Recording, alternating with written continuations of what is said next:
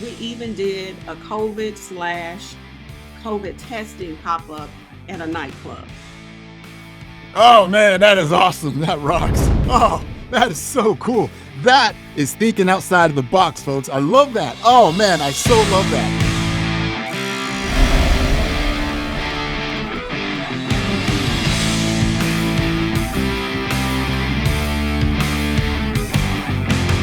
Welcome back to the Pharmacy Rockstar podcast, where we explore the exciting world of pharmacy business, share best practices, and discuss current trends, all while having a blast with our special guest. Get ready for a jam-packed episode filled with invaluable insights, entertainment, and motivation. I'm Dr. Steve Rodriguez, your host, pharmacist, certified mergers and acquisition advisor, and a lifelong rock enthusiast. A huge thank you to each and every one of you for joining us today.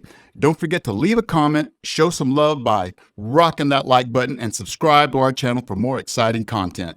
Today's guest is a Pharmacy Rockstar pharmacist and pharmacy owner focused on changing the way consumers do business in the health and wellness industry. She is a strategic partner to small businesses and corporations, helping them increase employee engagement and employer retention through tailored health and wellness programs. She is a health consultant passionate about providing quality health care and access to underserved communities. She is a pharmacy industry disruptor residing in the greater Birmingham, Alabama area. Ladies and gentlemen, I am happy to introduce to you on the Pharmacy Rockstar podcast, Dr. Jennifer Campbell. Good morning, Dr. Steve. How are Good you? morning. So excited to be here with you. Oh, thank you so much for being here. Man, it's an honor and a privilege to have you. Thank you. Hey, so let's just get right to it. What is this big award that you just got? I saw you on LinkedIn. Let's not mess around. Let's just get straight to it. What is this? Let's talk about this thing. What is this? Well, Steve, thank you for asking. It's actually the Minority Business Awards. Someone nominated us from the community in the healthcare sector. So for Medical Leader of the Year. And when I tell you, we were so excited to find out, words cannot describe. Because in the category was a doctor who's very well known. And then there was also a mental health therapist that was nominated as well. So, we're talking about it. Oh, what we're going to wear. Oh, what is our speech going to say? And then we were kind of like, oh, we're probably not going to win. When we won, it was the most thrilling and exciting and humbling experience possible. So we appreciate that people from the community have noticed and paid attention. Our contribution and being recognized for that is amazing. That's awesome, man. That totally rocks. Congratulations. That rocks. That is so cool. So Jen, so what's your story? What's your background? How did you become a principal consultant pharmacist with Medsplus Consulting?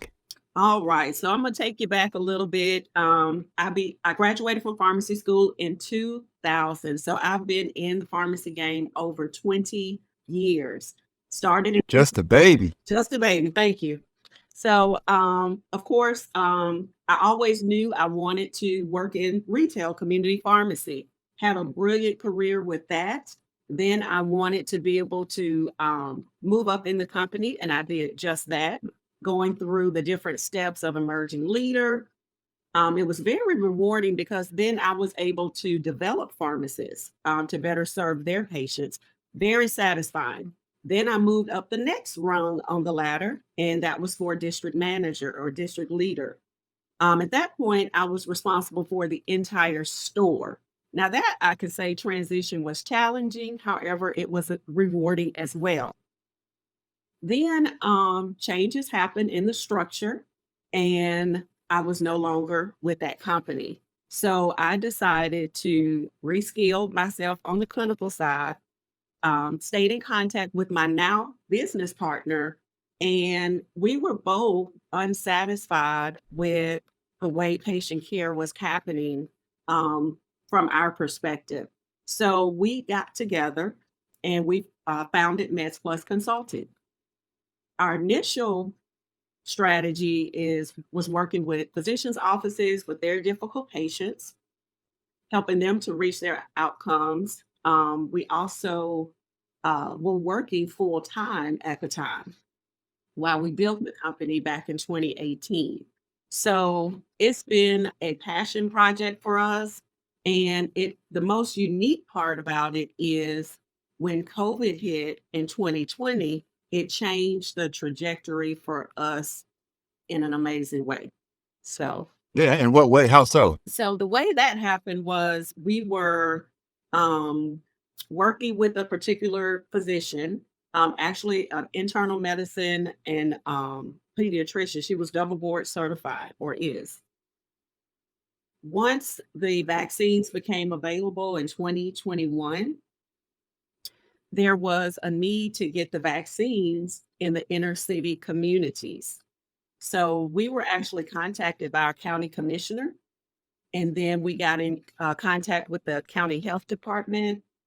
So we started having calls trying to see how we could strategize this and other people from the medical community.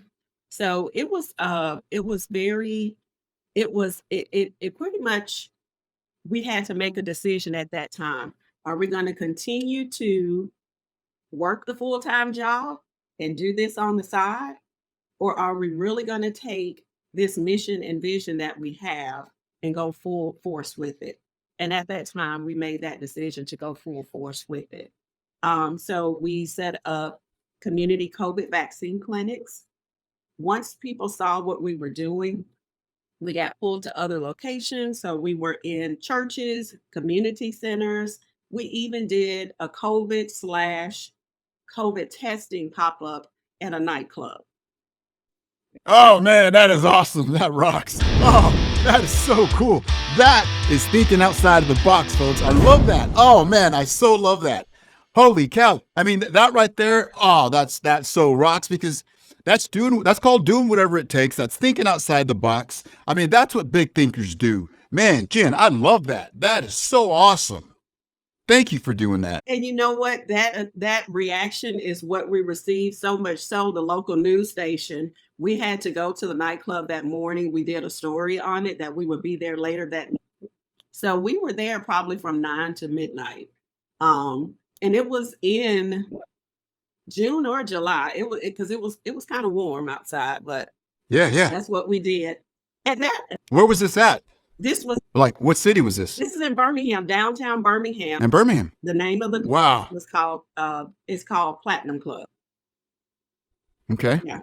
Man, so how do you get paid for your services? How do you get these gigs? How is that? Yeah, tell us about that. So I will say initially, because of, and this is where I get on the soapbox, because of the way healthcare is structured and how pharmacists are not considered healthcare provider when it comes to the insurance company, we were very grateful to be contracted with the physician that I'm mentioning.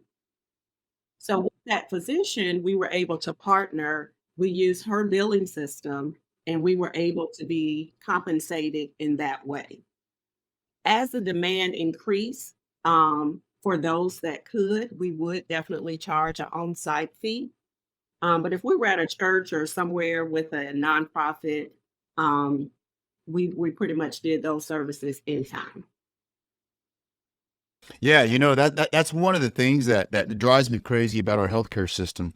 Like I remember here in Texas where I live, I still owned my pharmacy at the time, and I remember whenever Texas went from traditional Medicaid to managed care, and of course they sell it to to the state legislators of, hey, we're going to save the taxpayers money, we're going to save the system money, and I've been to multiple conferences and events, and I've asked, ever since then, it's been over 10 years. I said, hey, so where are the savings at? Where are the savings? And no one has yet been able to show me, hey, this is how much we save the system. But I know that as a dispensing pharmacist, how many times I could not fill someone's insulin because of their managed care, because of their insurance. Well, guess what's going to happen? That patient's blood sugar is going to go through the roof, and they're going to have to go to the ER to get that under control. So I'm like, where's the savings for the healthcare system? So from that standpoint, you're getting me on my soapbox too. That just drives me crazy. It doesn't make any sense, whereas you're going to a nightclub, you're going to church, you're going to wherever it takes, you're identifying these patients that, you are doing society a huge service. I mean, you're providing a true benefit to the entire community. you know, taxpayers, families, friends, everyone. I mean, that is so awesome. So thank you so much for doing that. And just to add with that, other part of my soapbox, not only that, however, we have these institutions that are large.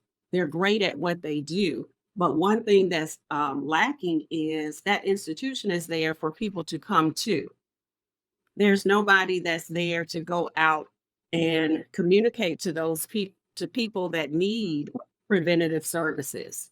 You know, this is set up to where you have to make the decision to come versus making it convenient to come to you if you have transportation issues or other issues as well. So that's the part about that I love being flexible as a business owner and being able to pivot to where that need is. So during that time, we were able to apply for a grant. So that opened up another window of possibility. So when you talk about reimbursement, we partnered with the housing authority. So we were able to go in, schedule those clinics, and be able to be a resource. So not only are we just giving shots, we're having many consultations. So I'm sitting there talking, you know how you talk to patients, and because they don't know us, you know, you introduce yourself, you ask about them. Do you have a primary care provider? No.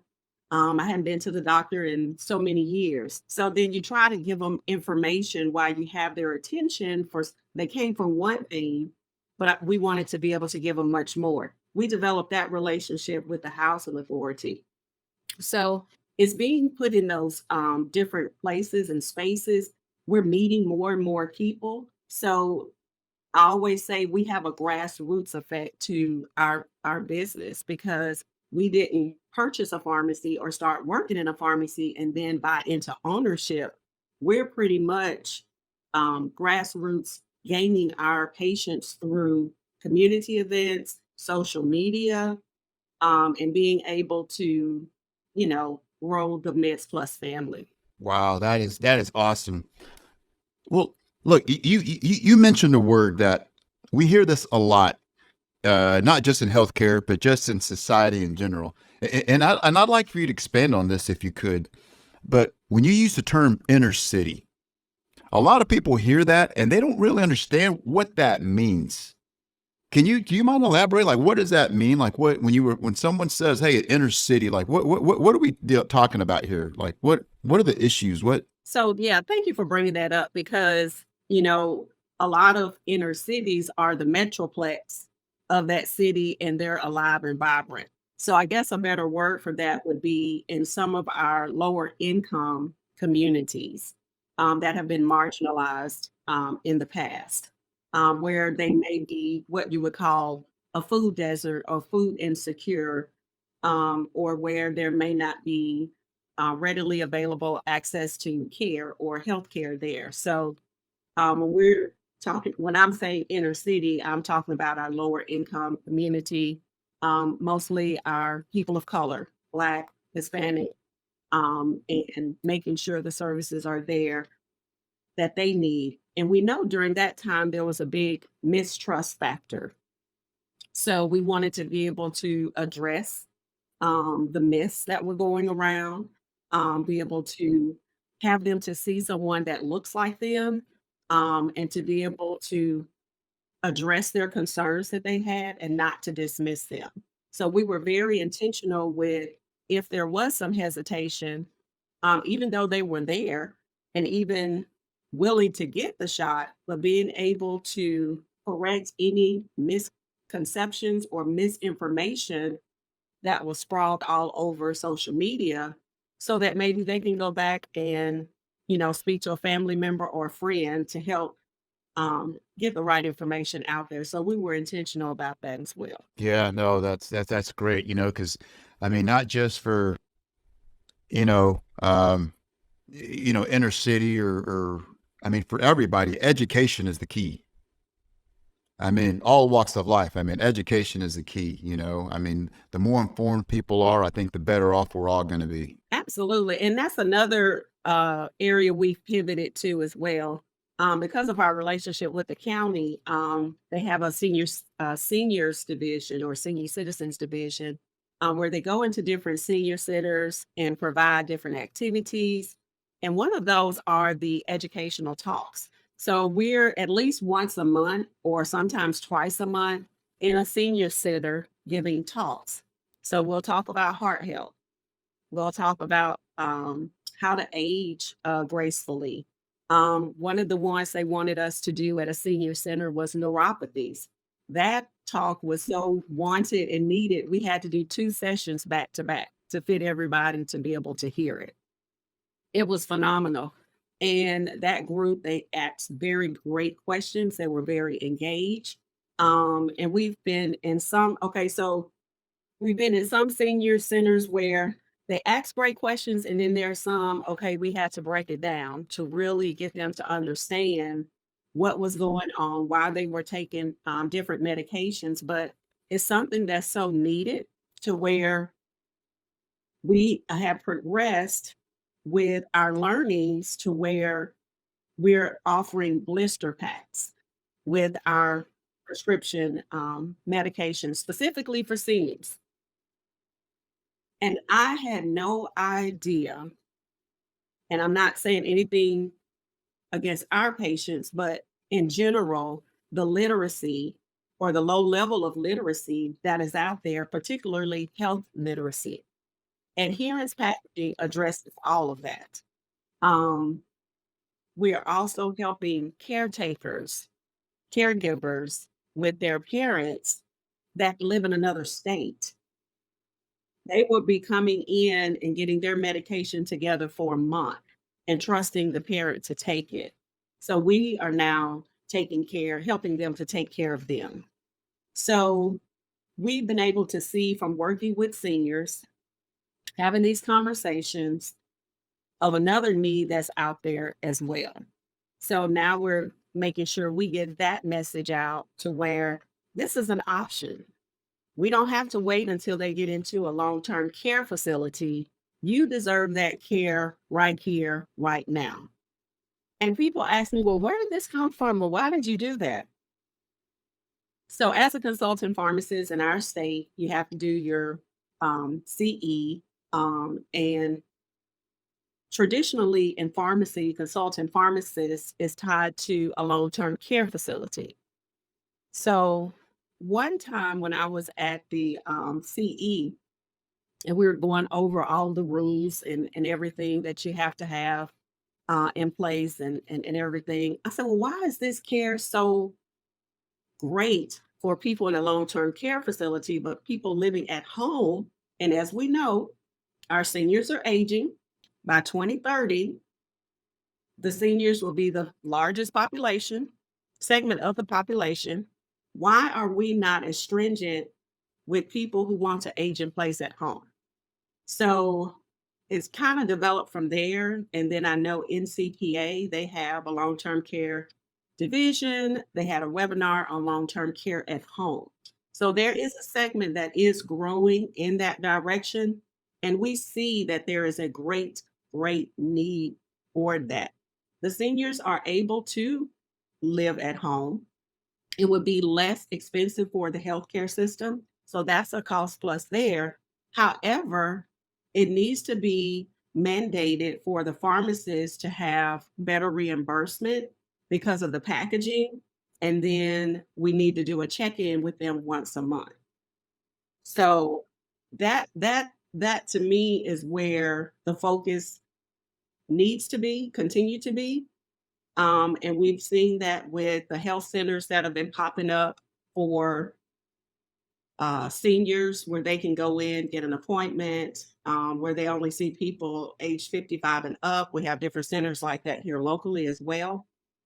Um, so making sure that we are positioned to be able to get the word out, number one. Number two, take care of those patients who are aging in place at home, making sure that the caregivers or the family members are comfortable with that, where they can have some a semblance of life. We take care of the medication piece, and it's really been very eye opening and eye catching for the families and the patients as well. A lot of patients don't know when to ask for help. We go to the home once we onboard a patient, go to the home, and I'll tell them all your medicines you have in the home, make sure they're out on the table. You would be surprised at what I see. Right, right. I bet. I bet.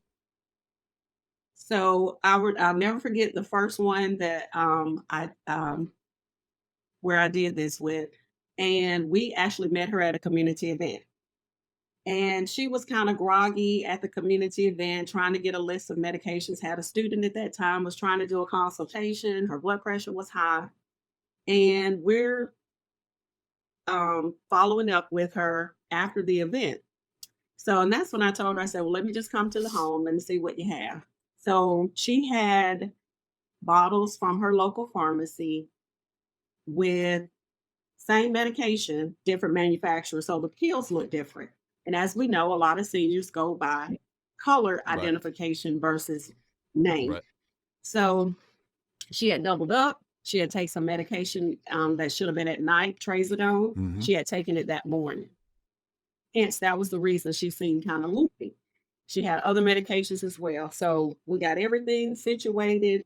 Um, so she's like, well, I got it. I can pack it. Okay. Follow back up with her in a week. Took her blood pressure, still not where it needed to be. So I said, I tell you what, I have a solution for you. Are you willing to try? And she said yes. So we blister packed the medication. Then we found out one of the medications she really didn't need to be on. And that's it. And that's the other part about it.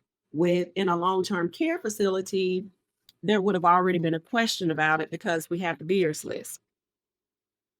Yet she was still taking a medication she probably shouldn't have been on. So yes, we did work with the doctor's office. We stopped that medication. Then there was another one. She had an incident where she called 911 because she thought she heard someone trying to get in her home, but nobody was there. She was having these delusional hallucinations. Mhm. So we got that medication stopped. Yesterday, I was in the home, had just delivered her pack, and when I drove up, she was sitting on the porch. And I said, "What's wrong?" She had had a death in the family, so it was supposed to be a quick stop to drop off her medicine, but it turned into 30 minutes because she needed to talk, and she lives alone. And so it's been very rewarding to be able to meet that need in the community. But you have to gain their trust first because they don't know the possibility. It sounds like you really enjoy what you're doing. You know, the way you're having these intimate, you know, these consultations with, you know, with your patients. You know, how how does that compare to your experience with working with the chains? Like, tell me about that. Your experience with the chains and and kind of compare to what you're doing now. I'm very grateful for my experience with the chains. Do not, I mean, invaluable. That's my foundation. That's where Jennifer came into the clinician that she is today, to be able to have my standards, professional standards, what it looked like to have a relationship with the community, with the patients, go above and beyond for my patients when I could. When it got to the point I couldn't do that, that's when I knew it was time for a change. So I was able to learn how having standards in place, being efficient, being productive, developing and training your people, how important that is, making sure that you uh, hire slow, fire fast, because you don't want that poison to grow and infect your team, how important team building is. So I learned all of those foundational aspects to be successful. Also, with the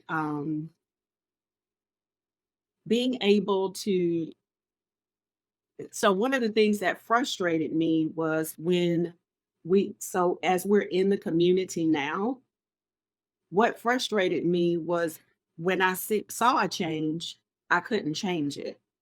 I had to still be within the confines of what their mission and vision is. So now, as a business owner, once we see a need, we're able to pivot and be able to attend to that need, and then be able to grow and show the community there is a solution for this. You don't have to go and just stand in line. You don't have to go and just have the phone ring endlessly and not talk to someone. There is a solution for that, but people are slow to change. Right, right. And that's where, I'm seeing so many people like yourself. They're going out, they're turning into entrepreneurs, because of their lack of fulfillment, and their career, in other settings. I really love the fact that it's created all these entrepreneurs. As a former pharmacy owner myself, I had 2 stores. I sold them to, I sold my store 6 years ago. I sold to one of the large chains, and prior to that, I never worked for a chain before. I'd always worked for other independents because I knew that someday I was going to have my own store. But I always heard these horror stories about how bad it is, to work for a chain. And I thought, oh, it can't be that bad. I mean, I'm like, really? I mean, I think people are exaggerating a little bit. And whenever I sold my store to one of the chains, and part of the deal was I had to go over there, and work. And I'm like, man, they weren't kidding. I mean, this is different. I mean, this is different, and this was during COVID, all this stuff during COVID, and just the way everything just it didn't get rolled out. It got thrown out, and everybody's just, kind of winging it, even these big, large, multi-billion dollar companies, even them, you would think that they had, with all their resources, all their spreadsheets, all their experience, you would think that they would have this thing down, nailed solid. But even them, they struggled with it. I mean, it was a challenge. And just like you said, the expectations, that they have, and I get it. I can see where some people are very anti, chains, and we'll get into this in my next question. But what people have to realize though is that those companies, they are there for their stockholder, and you just have to keep that in mind. I mean, that is what they are there for. And so once you I think if you just kind of understand that, I mean, it is what it is. Nothing's going to change. I mean, they have to answer to their stockholders, and sometimes, yeah, it's going to come at the expense of, their, in my opinion, their most valuable resource, which is their employees. And I would say full disclosure, Steve, full disclosure, because you're taking me back. The memories are flooding at this point. So, when my position was downsized, there was an opportunity for me to go work in the store or to take a severance. I chose to take a severance because I knew what I had saw going from store to store. And I knew I wasn't capable at that time because I had been off the bench for at least 12 years. But I will say during the time when I would go into stores and I would see people struggling, I would try to give them the tools. So it became more of a mental health session than it did for the agenda for the day, as far as what are your customer service scores, what are your, how long is it taking you to answer the phone, those different things. It turned into a mental health session before mental health was a thing, that I was doing to try to build up my team. So I always tell my friends, I was drinking the Kool-Aid and I was changing the flavor at the same time. And coming out of that and looking back at that, I was like, man, I, I I had no idea. So I'm very thankful. And I always say God pushed me to my purpose, because had I not had that break, and to see other people out there doing it, LinkedIn was very helpful in that, where I could see in other states where pharmacists were doing entrepreneurship outside of independent pharmacy. So that was my first aha light bulb moment. I went to the first inaugural Metapreneur conference, and it changed my life. So of course I'm calling my business partner, who's my friend at the time, of course, and telling her about it. And then that's when we joined forces to create Medsplus. But if you're in that bubble of that cycle or that rat race that you're on, you don't have the mental capacity or the white space to see what else is possible. Once you're out of that space, pharmacists can do so many freaking things. It's Right. incredible. It's incredible. COVID proved that.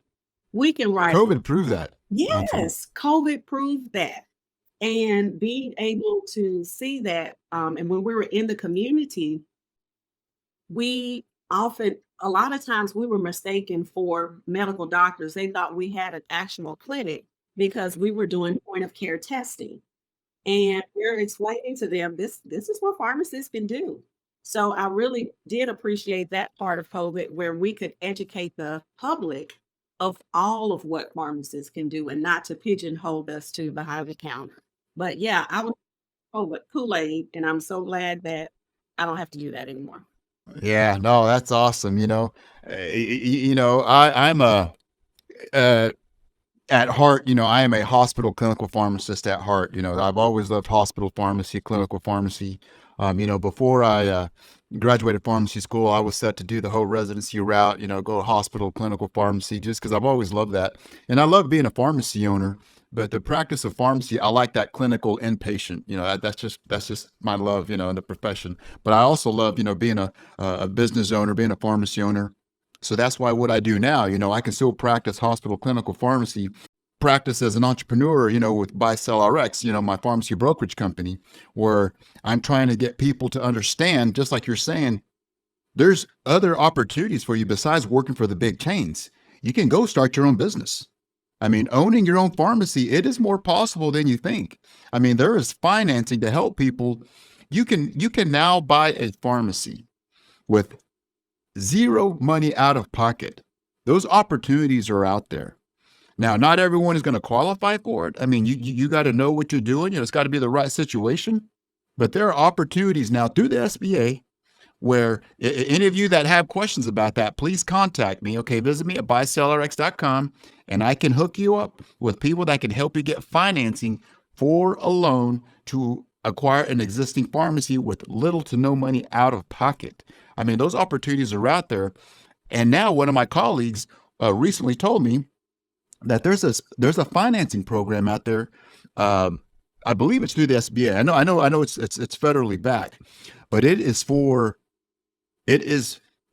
minorities, business, like, I mean, I can't remember all the details. I sent them email this morning to tell me, but there is a plan to where the government is trying to encourage more entrepreneurs to go into these underserved communities, underserved spaces, and that there's opportunity there. So yeah, I wanted to, make sure you were aware of that. Steve, I need you to send me that email after this call. Yes, ma'am. Yes, ma'am. I sent an email.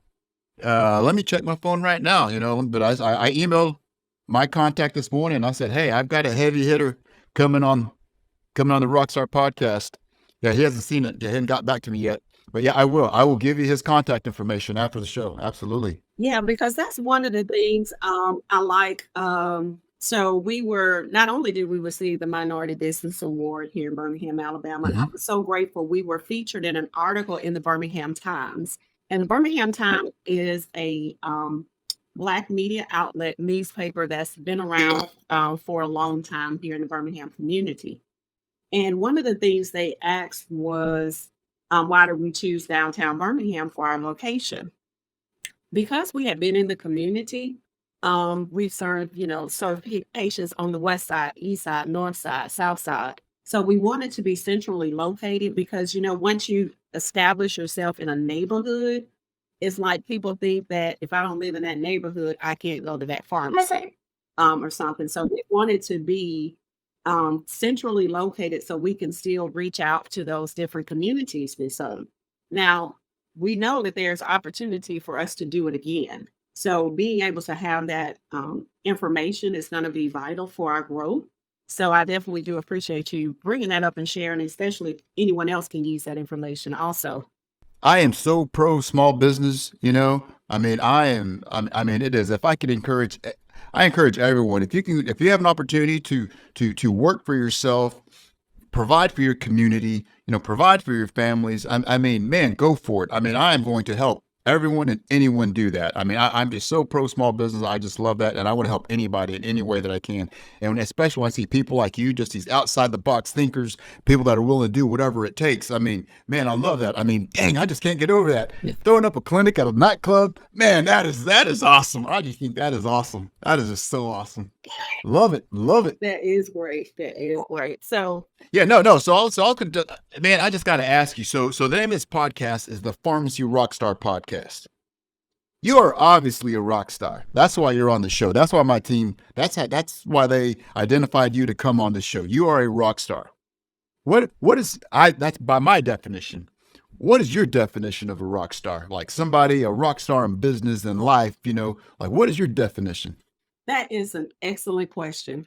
And a rock star pharmacist is someone who is authentically and unapologetically themselves, who will advocate for their patients, for their community, for themselves.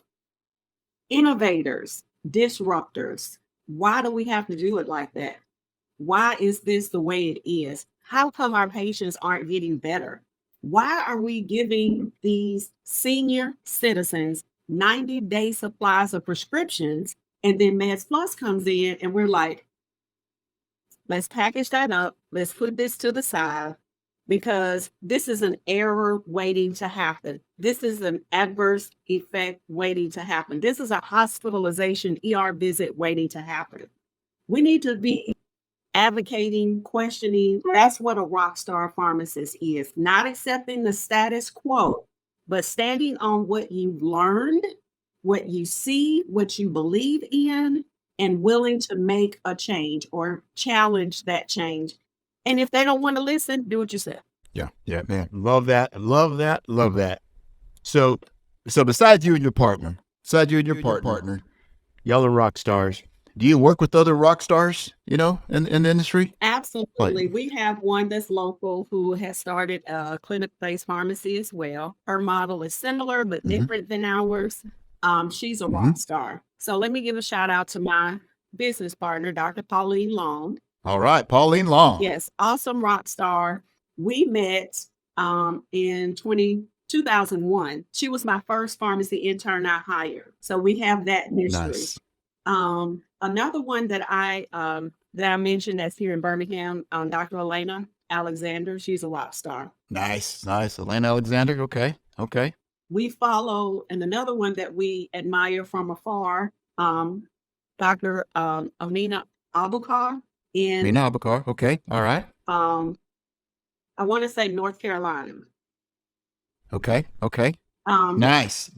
Rock star. She's one of the one that showed us the possibility to having that pharmacist physician relationship, what that looks like, CPT codes, billing, incident to. And she also, she's grown to where she has a team, residency, all of that. The wellness, Amina. I'm getting the name confused at this moment. No, that's fine. She's a rock star. So we just know she's a rock. Yeah, she's a rock star. That's all my audience needs to know is, hey, Dr. Jennifer Campbell's friends, hey, they are rock stars. And I'm sure they're all on social media. Yeah. Just like you are. You're on social media. Well, let's talk about that. Where can people find you? On LinkedIn, Jennifer Campbell. Facebook, Jennifer Campbell. For my pharmacy, Medsplus Consulting on all social media, Facebook, Instagram, TikTok. Yes, we've done TikTok videos. And of course, LinkedIn. So we definitely have a good following. I was surprised at how TikTok can bring other people in. We've done where we created like a little game show, different things like that, Pharmacy Fun Day. So just being able to engage and show a different side of pharmacy has been very thrilling and unique. Yeah. So that leads perfect into my next question. So all this TikToking and game shows and again, going back to clinics and clubs, you obviously understand sales and marketing. You obviously get it. And that's something that we're not taught as clinicians, as pharmacists and pharmacists. We are not taught that. Even when you work for the big chains, you're not shown how to do sales and marketing. How important is sales and marketing? Sales and marketing is everything, and it's scary at the same time. So we've had to get out of our comfort zone. You could put us in front of an audience of 1,000. We could talk about chronic conditions and medication all day, but to actually have to sell yourself, if you're not accustomed to that, is very daunting. But it can be done. We definitely work with a marketing agency now. Once we realize the bandwidth, you have to be careful as an entrepreneur, business owner, pharmacy owner. You have to be careful of your bandwidth. Yes, you can do multiple things, but should you? Yes, you can create this and track this, but should you? So we have definitely taken a look at that and assembled our team. We also have another assistant that helps on that side, of course, with the posting and things of that nature, because um, I had no clue what to do. But my business partner, Pauline, does, but the bandwidth, once again, it was pulling her from other things that we needed her to focus on. So being able to identify strengths and weaknesses between the two partners has been vital for us. And we're like yin and yang, right? And then knowing who to assemble in your team so you can continue to have the CEO time that you need to create, innovate, go out and meet people. For example, Small Business Week in Birmingham, it's a thing, it's a vibe, it's great. It starts on Sunday. And it on Small Business Week a couple of weeks ago. We were intentional this year. We're going to be at every event. We're going to network. So that was that comes natural for me. That was one of the things that we know we needed to do. So it started on Sunday brunch, went to Monday, we went to talks, we went to mentorship meetings to meet people. So knowing where you need to be, when you need to be there, and when to delegate those things that someone else can do to help you to grow. So do you follow any influencers online that will you get like marketing and sales tips from? I mean, is there anybody that you follow? Anybody you get? Can't say that I do. It's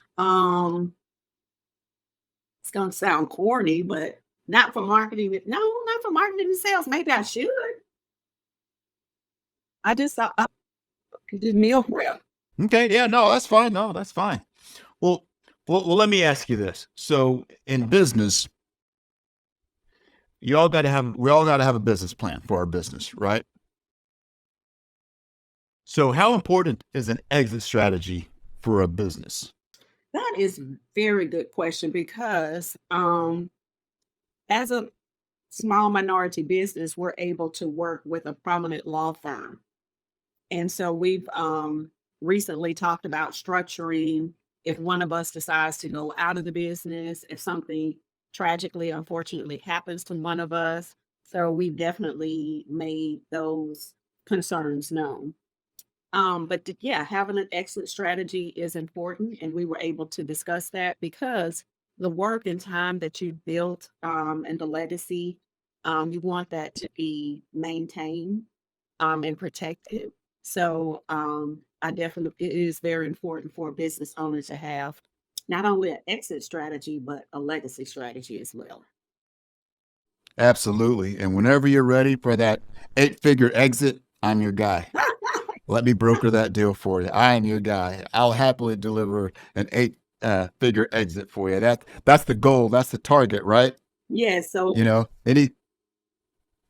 because you got to be thinking, you're building this business, you're creating a legacy, you build it to sell it. I mean, that's ultimately what it's about.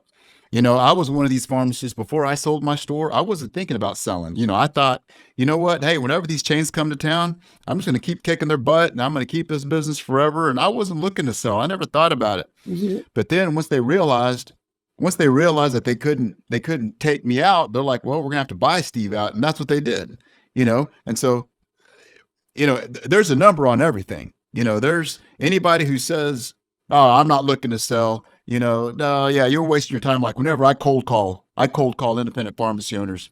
I got a guy the other day, he's 75 years old. And he says, "Oh no, you're wasting your time. Don't be calling me. I've got another 20 years, before I'll even think about that." And I'm like, "Okay, I'm with you, but just know I'm going to be calling you back next week." You know, because it is. But that's my job as a mergers and acquisition advisor. Is I have to educate these guys. And, they're not thinking about that right now. Even the 75-year-old pharmacy owner, he's not thinking. I don't know if he's in denial or maybe I hit. I mean, I think I hit a nerve. I mean, I think I hit a pain point that he's like, hey, he doesn't want to accept something, and that's okay. But that just tells me that, hey, I got to dig in and go after that guy even more. It's my job. If something happens to him and he doesn't have a nice exit, I'm going to take that personal. I'm going to feel like, hey, I let that guy down. I did not educate him. I did not inform him of the opportunity that he had, and he could have left something for his family, for his community, because you remember, if something happens to him, that pharmacy goes away, it affects everybody. It affects the employees, it affects his family, it affects the community.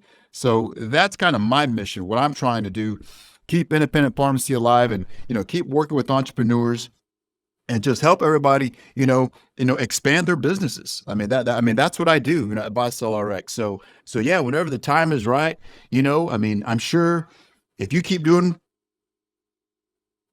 what you're doing, you're going to become an acquisition target for someone. Somebody's going to be looking at you, and hey, you need to be prepared for that. Whenever somebody says, "Hey, Jen, we need to add something like this to our portfolio," just keep doing what you're doing, build it up, be thinking about that. Hey, let's keep thinking about that exit strategy. So that's something I learned also from my former employer. So we had to do the same thing. We had to know who were the owners, where were they in their stage, and develop a relationship. And as you said, the education piece is vital because you don't know till you know. And there's no shame in that. So kudos to what you do. Yeah, no, I love what I do. I'm very passionate about it. I mean, I want to help, pharmacy entrepreneurs. I want to help them, exit and expand their businesses any way that I can. And I'm just very, very passionate about that. I mean, I love that. And I love networking with people like you, other entrepreneurs, just outside the box thinkers. I mean, man, that is just so awesome. I love, love, love that. Well, hey, look, let me ask you, what can I do to help you? What can I do? What can me and my audience do to help you, to support you? Well, audience, what I need you to do is to like and share our social media content. Please follow us, join us in whatever way you can. If you're in Birmingham, come check out our pharmacy. Come visit us. We do pharmacy differently. Come and experience the Medsplus Consulting Pharmacy and Wellness experience. It will change your life. And you don't have to be on the telemedicines to come and see us. We also focus on wellness and prevention. So come and see us. We would love to talk to you and see in what way we can help you empower your life. That's awesome. That's awesome. Yeah, so Medsplus Consulting. Okay, well, let me ask you this. Before I let you go, I got to ask you. So this is the Pharmacy Rockstar podcast. I'm a huge fan of rock and music. Who is your favorite musical rock star? I've been grappling with that because of my genres. I'm a old school hip hop. I'm a huge gospel fan. Because I use music to regulate me. When I want to celebrate, there's certain playlists I listen to. When I need encouragement or I need to worship, there's certain playlists I go to. But if I had to rock out, I probably would go to. No, I mean, you don't have to rock out. It's like, your rock star can be, yeah. Yesterday I had a guest and his favorite, rock star was a gospel group. Yeah. The Clark sisters. Yeah. Clark sisters. Yeah. Yeah. You can't go. Yeah. He went with the Clark sisters. Yes. So Yeah. I hate to name just one because there are so many, and I don't want to do any misjustice to the others, but You're not. Okay. Who? I'm a huge Kirk Franklin fan. Okay. Okay. He All he does right. All he right. does things outside of the box, but I still get that message. Nice. Nice. Fantastic. Fantastic. Well, Dr. Jen, thank you so much for joining me on the Pharmacy Rockstar podcast. You have been an amazing guest. Thank you so much. Everybody, please make sure that you like, subscribe, you share this video, tell all your friends and family about us. Talk to everybody about Medsplus Consulting, Buy Sell RX, the Pharmacy Rockstar podcast. Guys, thank you so much. Jen, let's share this valuable information with the entire world. And man, I tell you what, and because I know I am, I'm going to be telling everybody. I said, man, I just interviewed a lady. She had a clinic at a club, man. That rocks. Let's go. That's it. Awesome. Awesome. Hey, all right. Well, look, we'll be in touch. I'm going to get you that contact's name Yes. after the show. All righty. All right, everybody. Stay tuned. We'll see you next time. Let's rock.